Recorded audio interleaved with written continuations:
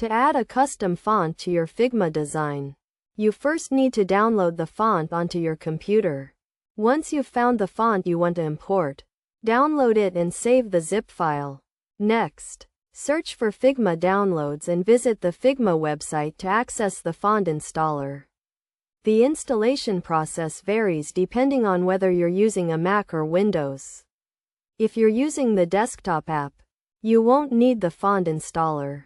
However, if you're not using the desktop app, you'll need to install the font installer. After installing the font installer, open it and follow the prompts to install the font. If you're using a Mac, you'll need to go to your Launchpad, open the font book, and add the new font. To do this, click the plus icon, select the downloaded font file, unzip it, and then add it to a folder. Once you've added the font to your font book, it will be installed on your computer. Now, open Figma in your web browser and select the design you want to add the new font to. Create a text element by clicking the text icon and adjusting the size as needed. To use your newly installed font, click on the font drop-down menu in the right-hand panel and select Installed by You.